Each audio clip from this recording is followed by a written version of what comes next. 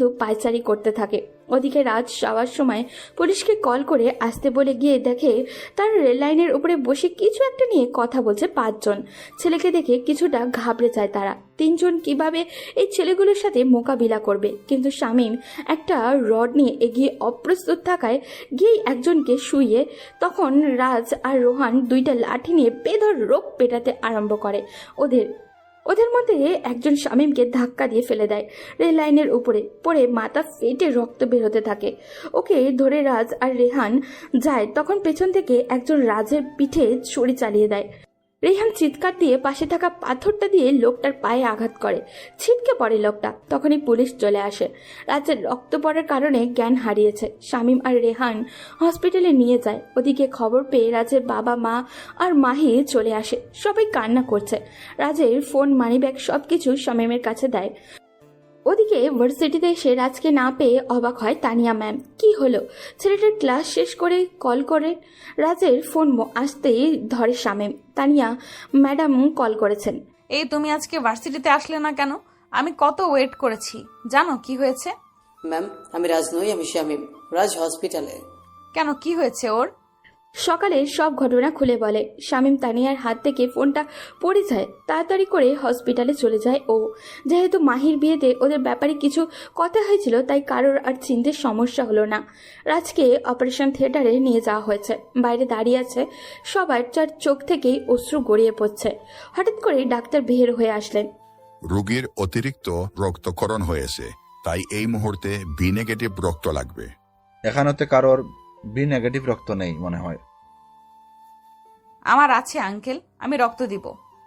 আসুন আমাদের সাথে। তানিয়া ডাক্তারের সাথে যায়, রক্ত দিচ্ছে আর পাশের বেডে শুয়ে থাকে নিস্তব্ধ নিথর প্রিয় মানুষটার দেহ দেখছে। বুকটা ফেটে যাচ্ছে তার। রক্ত দিয়ে এসেই বাইরে বসে কান্না করে যাচ্ছে তানিয়া। এটা দেখে মাহি কাছে আসে। প্লিজ এতটা ভেঙে পড়বে না ভাইয়া, ঠিক হয়ে যাবে। তানিয়া মাহিকে জড়িয়ে ধরে কান্না করতে থাকে। তানিয়ার বাড়ি থেকেও আব্বু, আম্মু আর মিম আসছিল। অনেক চেষ্টা করেছে বাসায় নিয়ে যাওয়ার জন্য, কিন্তু যায়নি। রেহান আর শামীম সবাইকে জোর করে বাসায় পাঠিয়ে দেয়। এখানে শুধু রাজের বাবা মাই থাকেন। রাজের বাবা তানিয়ার কাছে আসেন। এতটা ভালোবাসো আমার ছেলেটাকে?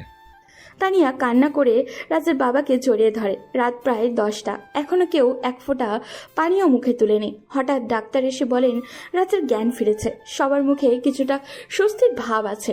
প্রথমে রাজের বাবা ভিতরে যান, একটু পর শামীম আর রেহান যায়। কেমন আছিস রাজ? ভালো। মামা, তুই এটা কোনো কাজ করলি বল? আমি আবার কি করলাম? কি বলে এমন একটা ভাব করছে যেন কিছুই জানে না। আরে বেটা, আমাদেরকে না জানিয়ে যে ইংরেজি ম্যামের সাথে লাইন মারছস। আরে না, কি সব বলছিস? আর বাটপারি করবি না। সুস্থ হওয়ার সাথে সাথে ট্রিট দিতে হবে। ম্যাম কাল থেকে এসে এখানে কান্নাকাটি করছে, তোকে রক্ত দিয়ে বাঁচালো। কাল থেকে কিছু খাচ্ছে না। এর মানে কি আমরা কি বুঝি না? রেহান আর শামীম বেরিয়ে আসলে তানিয়া প্রবেশ করে। তাকিয়ে তাকাতে পারল না তানিয়ার দিকে। চোখ মুখ শুকিয়ে গেছে, মায়াবী মুখটা মলিন হয়ে গেছে। দেখে বোঝা যাচ্ছে অনেক কান্নাও করেছে। কেমন আছো? খুব ভালো। আসলে খুব ক্ষুধা লাগছে, কিছু খাবার কি পাওয়া যাবে? তুমি একটু ওয়েট করো, আমি এক্ষুনি নিয়ে আসছি। রাজ মুচকি হাসলো। তাহলে কি সত্যি ম্যাম তাকে ভালোবাসে? যদি সত্যি ভালোবেসে থাকে তাহলে রাজ আর কষ্ট দিবে না, নিজেও সাড়া দিবে। তার ভালোবাসার প্রায় 5 মিনিট পর ম্যাম খাবার নিয়ে রুমে প্রবেশ করলেন। রাজের ক্ষুধা লাগেনি, এরপরেও বলল কারণটা খাবার ওনাকে খাওয়াবে বলে। ম্যাম রাজের মুখের সামনে খাবার এনে বলল, হ্যাঁ করো রাজ। রাজ চুপচাপ খেয়েও নিল। অনেক যত্ন করে খাইয়ে দিচ্ছে ম্যাম।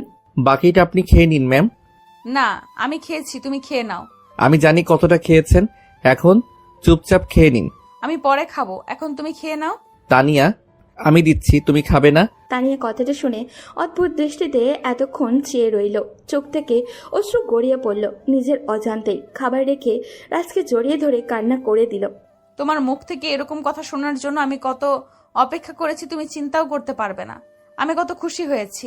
হয়েছে তো, এখন খেয়ে নিন। তানিয়া খাবারটা খেয়ে রাজের পাশে এসে বসলো, মুখে মিষ্টি হাসি। রাজ অবাক হয়ে তাকিয়ে আছে। এইভাবে তাকিয়ে কি দেখছো? কিছু না। আচ্ছা, আপনি সত্যি আমাকে ভালোবাসেন? রাজের এমন প্রশ্নে মুখটা মলিন হয়ে গেল তানিয়ার। কত কিছু করেও রাজকে এই ছোট্ট একটা কথাটি সে বোঝাতে পারেনি। তানিয়া আর থাকতে পারল না, কান্না করে দিল। কি হলো, কান্না করছেন কেন? আমি কি করলে কিভাবে বোঝালে তুমি বুঝবে আমাকে বলো রাজ, আমি তোমাকে ভালোবাসি। বুঝলাম। কি বুঝলা? বুঝলাম যে আপনি আমাকে ভালোবাসেন। তাহলে আমার উত্তরটা? এখনো 2 দিন হতে 4 ঘন্টা বাকি, 4 ঘন্টা পর জানাবো। তানিয়া রাগ করে চলে যেতে নিবে, রাজ হাত ধরে আটকে বলে, ভালোবাসি কাকে? আমার স্বপ্নের রাজকন্যাকে, যাকে প্রথম দেখার পর থেকে মনের মধ্যে ভালোবাসার ফুল ফুটতে শুরু করেছে তাকে। সেই রাজকন্যাটা কে? এখন আমি যার হাত ধরে শুয়ে আছি সে।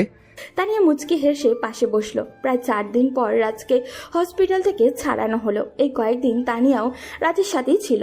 রাজ এই কয়দিন তানিয়ার ভালোবাসা ভরা শাসনগুলো সহ্য করেছে। 2 বাড়িতে লোকজন তাদের বিয়ের দিন তারিখ ঠিক করেছে। 10 দিন পর তাদের বিয়ে। এই কয়েকদিনে তানিয়া আর মাহির ভালো ফ্রেন্ডশিপও হয়ে গেছে। দেখতে দেখতে গায়ে হলুদের দিনও চলে আসলো। রাত পোহালেই রাজ তার হয়ে যাবে, এই ভেবে তানিয়ার খুশি আর ধরছে না। নিজের বাসার ছাদে গায়ে হলুদের অনুষ্ঠানের আয়োজন করা হয়েছে। রুমে বসে সাজছিল তানিয়া। তখন একটা ছেলে এসে অনেক সুন্দর একটা গিফট বক্স দিয়ে গেল। তানিয়া অবাক হয় এটা দেখে। খুলে দেখে অনেক সুন্দর একটা চেইন, মাঝখানে ওর আর রাজের নাম লেখা, নিচে একটা চিরকুট খুলতে মুচকি হাসে, রাজের লেখা। তুমি কি জানো পাখি কেন ডাকে? তোমার ঘুম ভাঙাবে বলে। তুমি কি জানো ফুল কেন ফোটে? তুমি দেখবে বলে। তুমি কি জানো আকাশ কেন কাঁদে? তোমার মন খারাপ বলে। তুমি কি জানো তোমাকে সবাই পছন্দ করে কেন? তুমি খুব ভালো বলে। তুমি কি জানো তুমি এত ভালো কেন? তুমি আমার ভালোবাসা বলে। প্রিয়, তোমার স্নিগ্ধ হাতের স্পর্শে সকালের সূর্যটা দেখতে চাই। এই কয়দিনে ভালোবাসা কাকে বলে তুমি বুঝিয়েছ।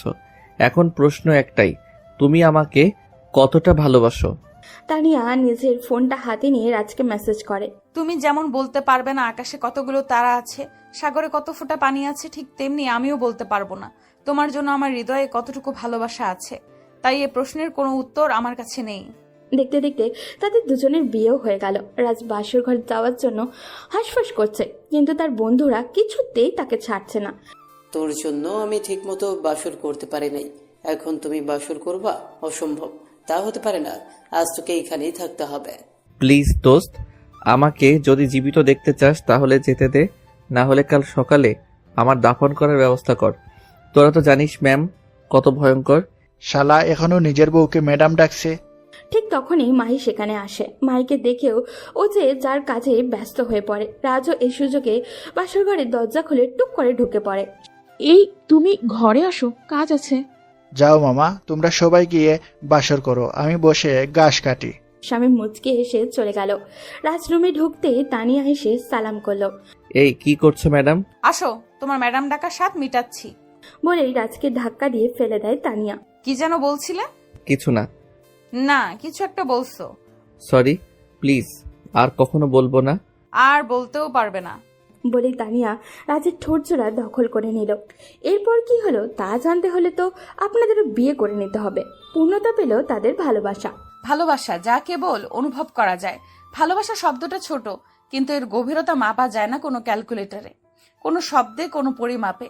ভালোবাসা হলো সেই অনুভব যা তুমি কাউকে ছুঁয়ে না থেকেও তার নিঃশ্বাসে খুঁজে পাও, তার হাসিতে নিজের আনন্দ খুঁজে পাও, তার কষ্টে নিজের বুক ভার হয়ে ওঠে। ভালোবাসা মানে একসাথে হাজারটা কথা না বলা, কিন্তু চোখের দৃষ্টিতে সব কিছু বলে দেওয়া। ভালোবাসা মানে কেউ একজন তোমার অগোচরে তোমার জন্য প্রার্থনা করছে। তুমি হয়তো জানো না, কিন্তু কেউ একজন তোমার ভালো থাকাটার জন্য রাত জেগে বসে থাকে, তোমার মেসেজের অপেক্ষায় থাকে। শুধু একবার তুমি বলবে ভালো আছি, তাহলেই সে বাঁচে। ভালোবাসা মানে শুধু হাত ধরা নয়, বরং এমন একজনের সঙ্গে থাকা যে তোমার হাত ছেড়ে দিলেও তোমার হৃদয়টা কখনো ছাড়বে না। ভালোবাসা মানে সেই আস্থা যেখানে তুমি চোখ বন্ধ করেও বিশ্বাস করতে পারো সে তোমাকে ঠকাবে না, কষ্ট দেবে না, কখনো ভুল বুঝবে না। ভালোবাসা মানে একসাথে বসে ঘন্টার পর ঘন্টা চুপ করে থাকা, আর সেই নীরবতায় অন্য একজনকে বুঝে ফেলা। ভালোবাসা মানে যখন তোমার পৃথিবী এলোমেলো হয়ে যায়, তখন কেউ একজন শুধু একটা বাক্যে তোমাকে আবার আগের মতো করে তোলে, আমি আছি, চিন্তা করো না। ভালোবাসা মানে প্রতিদিনকার ছোট ছোট লড়াই, ভুল বুঝাবুঝি, রাগ, অভিমান, আর শেষে মিষ্টি করে বলা তোমায় ছাড়া আমার চলে না। ভালোবাসা মানে এমন এক আশ্রয় যেখানে তুমি নিজের সব দুর্বলতা দেখাতে পারো, নিজের সমস্ত ভাঙচুর নিয়ে নিশ্চিন্তে কাঁদতে পারো, কারণ তুমি জানো এই মানুষটা তোমাকে ঠিক আগের মতোই ভালোবাসবে। ভালোবাসা কখনো জোর করে হয় না, এটা নিজে থেকে জন্ম নেয়। একটুকু হাসিতে